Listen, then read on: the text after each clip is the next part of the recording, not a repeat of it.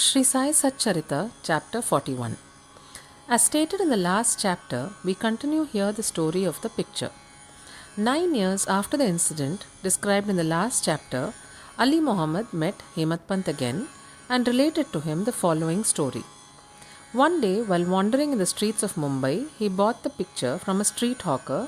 Then he got it framed and set it on a wall in his house at Bandra, a suburb of Mumbai. As he loved Baba, daily he took darshan of it. 3 months before he gave the picture to Hemat Pant, he was suffering from an abscess or swelling on his leg, for which an operation was performed, and was convalescing in the house of his brother-in-law, Mr. Noor Muhammad Peerboy in Mumbai. For 3 months his house in Bandra was closed and nobody was living there.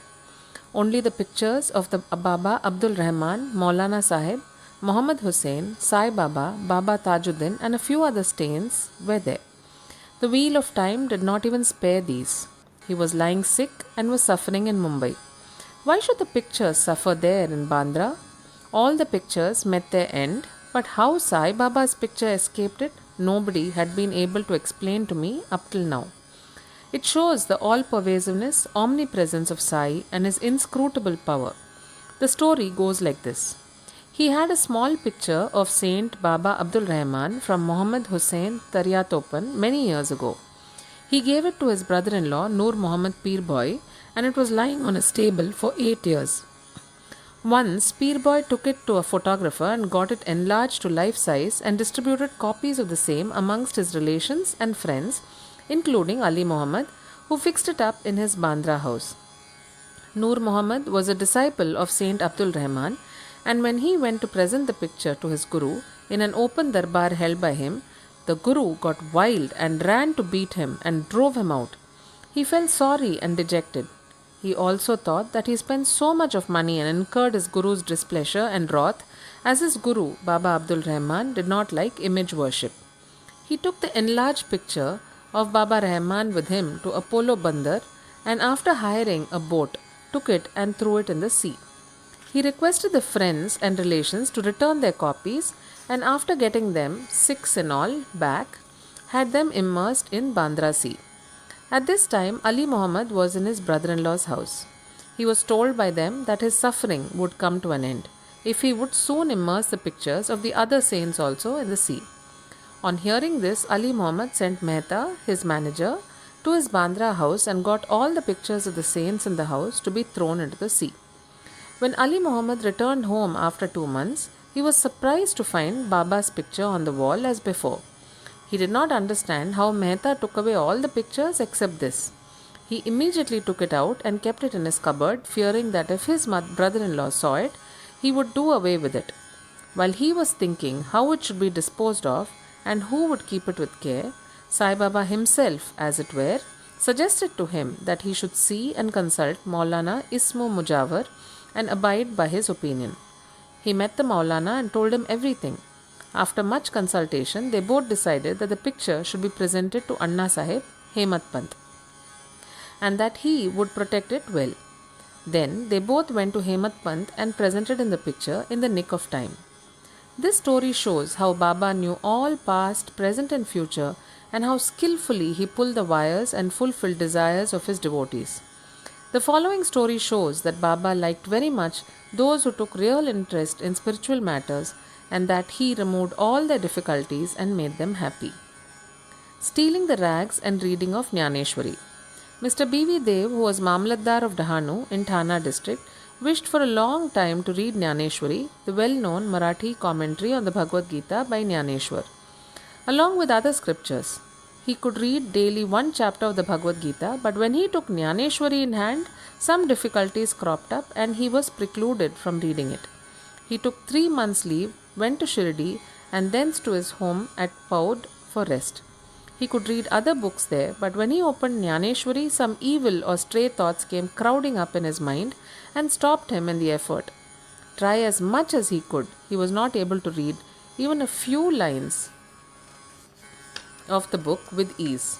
So he resolved in his mind that when Baba would create love for the book, he would order him to read it, he would begin and not till then.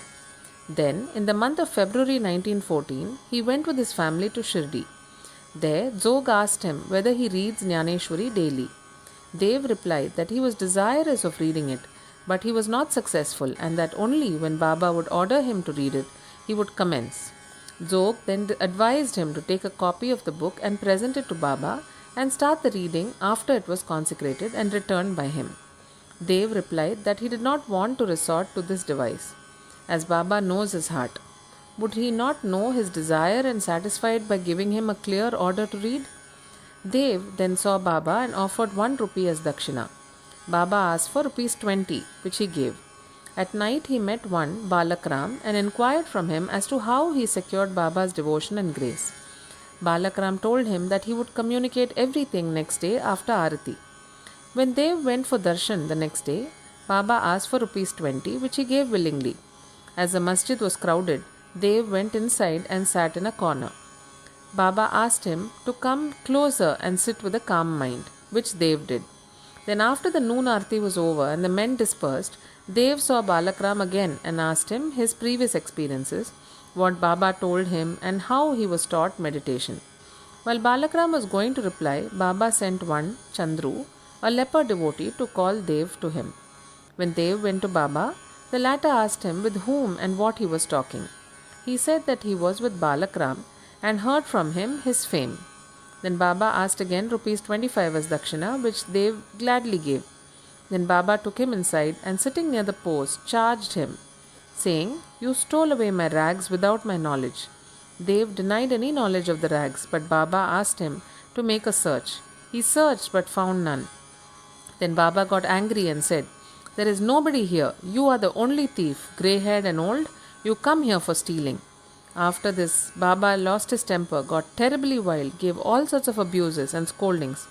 Dev remained silent and apprehended that he might get a beating also.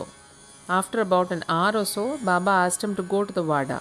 He returned to the Wada and told Zog and Balakram all that had happened. Then, in the afternoon, Baba sent for all of them and said that his words might have pained the old man, that is Dev, but as he committed the theft, he took him to task. Then Baba again asked for rupees 12. Dev collected the amount, paid it, and prostrated himself before him. Then Baba said to him, "Go on reading the Pothi, that is the Jnaneshwari, daily. Go and sit in the Vada, read regularly every day, and while reading, explain the portion read to all with love and devotion. I am sitting here ready to give you the whole gold embroidered shela, that is valuable shawl. Then why go to others to steal rags? And why should you get into the habit of stealing?" Dev was much pleased to hear the words of Baba, for he directly asked him to start reading Pothi, that is the Jnaneshwari. He thought that he got what he wanted and that he could read the book with ease. Thenceforth, he again prostrated himself before Baba and said that he surrendered himself to him and that he should be treated as a child and be helped in his reading. He realized then what Baba meant by stealing the rags. What he asked Balakram constituted the rags, and Baba did not like his behavior in this respect. As he was ready to answer all his questions, he did not like him to ask others and make unnecessary inquiries, and therefore he scolded him. Dev thought that he really did not scold him, but taught that he was ready to fulfill his desires and there was no use asking others in vain. Dev took these scoldings as blessings and went home satisfied and contented. The matter did not end here. Baba did not stop with only issuing an order to read. Within a year, he went to Dev and inquired about his progress. On 2nd April 1914, on Thursday morning, Baba gave him a dream. He sat on the upper floor and asked him whether he understood the Pothi. "No," answered Dev. Baba said, "Then when are you going to understand?" Dev burst into tears and said, "Unless you shower your grace, the reading is mere burden, and the understanding is still more difficult." Baba told, "While reading, you make haste. Read it before me, in my presence." Dev asked, "What shall I read?" Baba said, "Read Adhyatma or spiritualism." Dev went in to bring the book. When he opened his eyes, he was fully awakened. We leave the readers to imagine what ineffable joy and bliss Dev felt after this vision. Bow to Sri Sai.